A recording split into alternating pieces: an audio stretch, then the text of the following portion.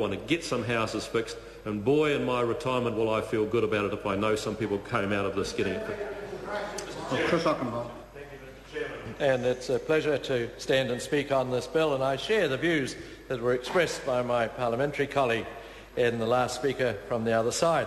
And I think everyone would acknowledge that the Minister has done a tremendous job on this. In fact, for those of us who came into Parliament in 2005, it has been an enduring piece of concern that has had consideration, I'm sure, on both sides of the House as to how it should be resolved. It has been resolved on a no-blame basis, and that, I think, is a significant part of the success, just the same sort of success we have from the ACC, because the solution otherwise was riven with legal difficulties. As people sought to allocate responsibility, blame, people folded companies, started other companies up and dodged the issue, and councils were left in the position of the last person standing and felt aggrieved by that. This solution, as well as being no-blame variety, is also a shared solution. The government has stepped up with a financial assistance package to help people get their leaky homes not just fixed faster, but fixed. And I share the Minister's concern at being told that he hadn't looked people in the eye. We had people before us at the Select Committee with heartrending stories of feeling completely isolated in their position of not being able to do things.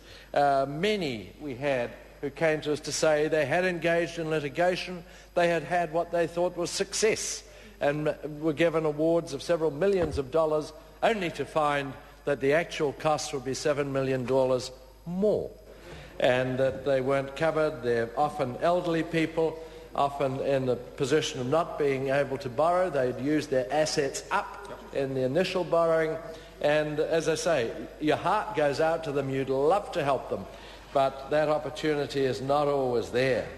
The priority of this legislation is getting the homes fixed. It's really nice to be associated with a little piece of well, it's a large piece of legislation, but that has a very clear purpose of getting the job done.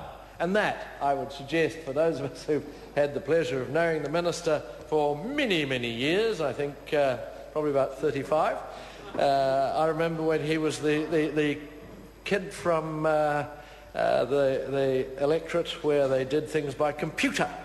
And he's always had technology as a major feature of his role in Parliament, I'm aware.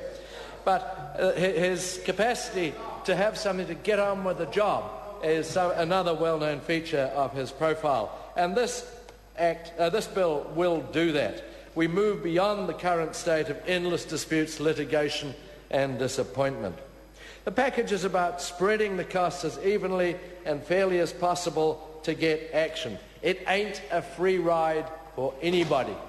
And it's been really interesting to see the councils coming into the Select Committee to express their views, and they're not looking for a free ride, they're not looking for a cheap deal, but they are interested in certainty of costs.